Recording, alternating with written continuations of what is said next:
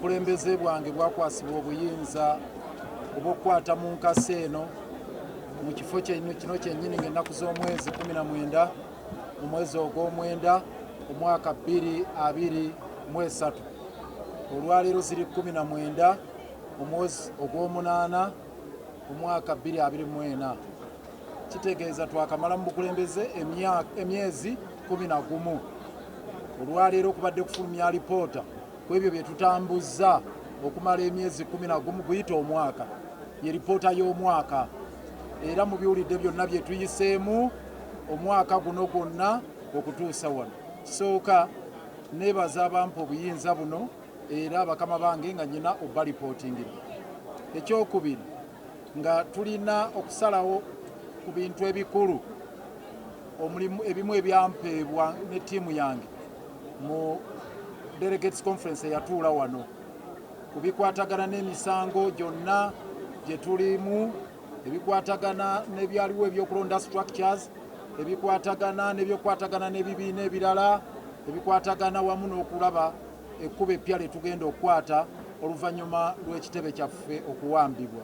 Byonna tubiripootinze olwaleero ne tusazewo ebintu 8 olwaleero ebikulu ddala.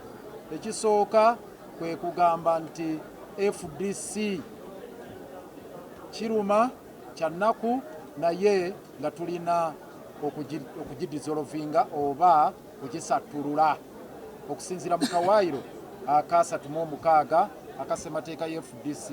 Era nga piriyodi eyo tulina okudizolovinga ekibiina ekyo oluvannyuma lw'okuwa enotisi ya myezi 6.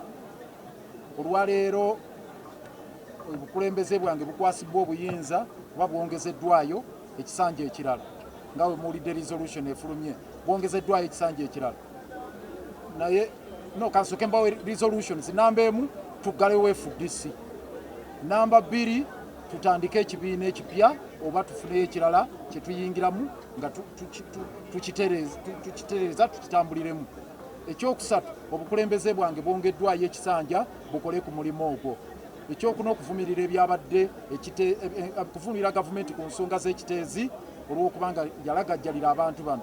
Ekirala kwe be bantu baffe abasibiddwa 36 abali e Luzira ne babanga baggalibwa bwemage nga balina okuteebwa era nga tulina okukola kyonna ekisoboka. Then n'omulimu ogw'okukwatagana n'ebibiina ebirala tube nga tutambuza olutabaalo luno n'okulaba abantu baffe bano abavubuka abazze basibibwa entakera ku bisango simanya nuisance aid and disorderly, abavubuka abajenizi abalwanyisa enguzi, okulaba nti nno tuvumirirwa ekyokubatulugunya n'okubasibira obwereere. Nabonna ba political prisoners abasibiddwa obwereere nga tukivumirira.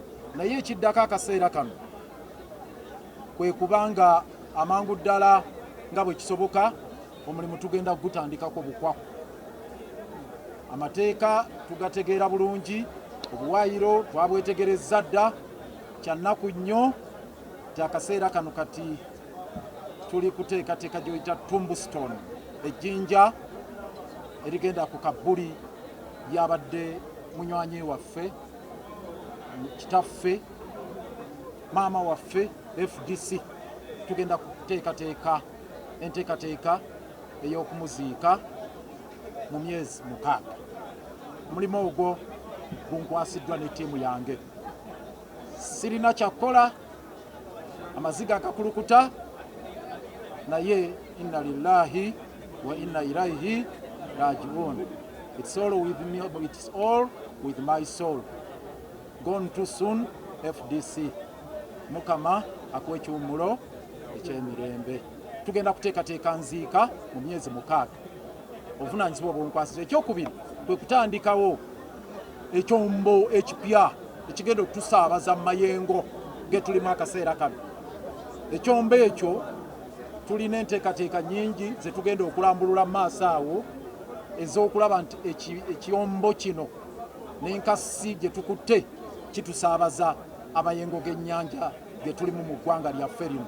Kyekibiina ekipya era proposals weeziri olede ku table, amannya baagatuwadde ge balowoozaako ne butya bwe tuyinza okukikola, oba tulina bye tukwata ekibiina ekirala, oba tutandikawo kipya ne tutandika registration y'emikono ataano okuva mu districts oba biki ebyo byonna tugenda bikolako tumanye emiziziko egiriwo ewamwambi abakama okuwandiisa ekibiina tugitegeera bulungi naye njagala obakakasa nti tumaliridde obukulembeze bwaffe obwange bwenkulembera tumaze okwebuulirira ku mulimu ogwo tugenda kwaŋŋanga byabakama wanu mu kuddala FDC tumanye agenda kututeekawo omuziziko naye tugenda kufaafaagana naye ne bwe kinaaba kyetaaga mutwala muko tujja mutwala FDC tulina ogiggalawo ekyo mbakakasa ekyokubiri tumanyi tugenda kwaŋŋanga ne byabakama mu kuwandiisa ekibiina ekipya naye nakyo obuvumu n'obumalirivu byonna tubirina omulimu ogwo tugenda kugukola so n'ebigambo ebyo tusaba omukama atukwatireko olugendo luno yesi lwangu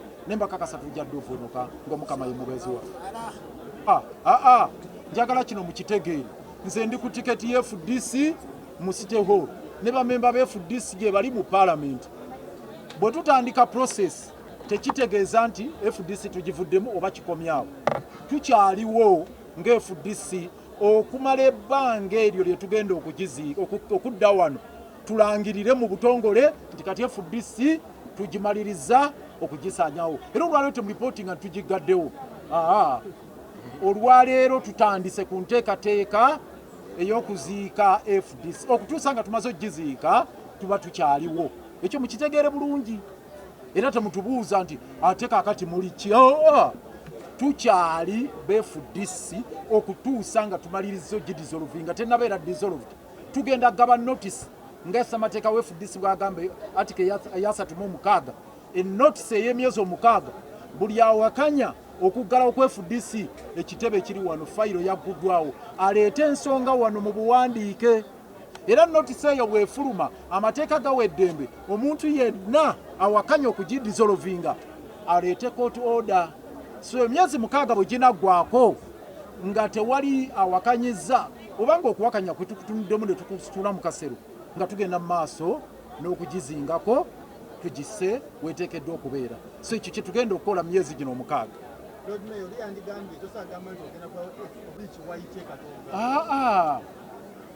wuliriza ssemateeka ffe gwe tugoberera owa FDC ssemateeka wa FDC awa national chairman biriggwa okuyita olukiiko lwa delegates conference kakati njagala buli agamba nti waliwo abaddewo olukiiko olulala olw'abadelegates nga lukubirizibwa biriggwa olwateekawo gavumenti eyo gye mwogerako ekimpatire Najjanankumbi njagala ekyo omuntu akyogere era kyova olaba kyatwala n'omwami omu bali ab'e Najjanankumbi kyabatwala mu kooti eya Buganda Road okuwabira mukulu biriggwa nti yeeyita kyatali impersonation mbu yeeyita national chairman mbu kyatali omusango ne bagugoba okutuusa nga wavuddeyo court order egamba nti Mr.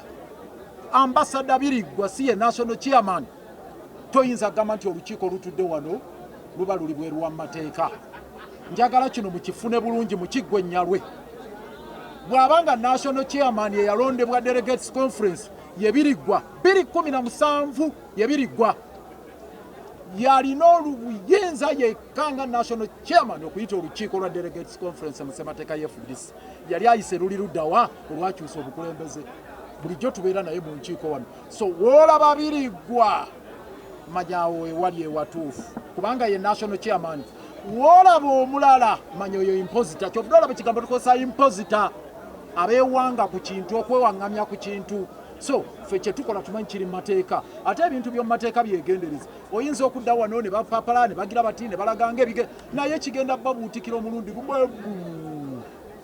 nga bwe bajja mujja kukiraba Kiteezi sijja mwogerako naye Kiteezi twagambye naye resolution twagiyisizza yakugamba nti no mwami Yoweri Kaguta Museveni yavunaanyizibwa ku njega y'Ekiteezi n'abantu baffe abafudde resolution gye tuyisizza wano era alina okwetondera bannayuganda ku nsonga eyo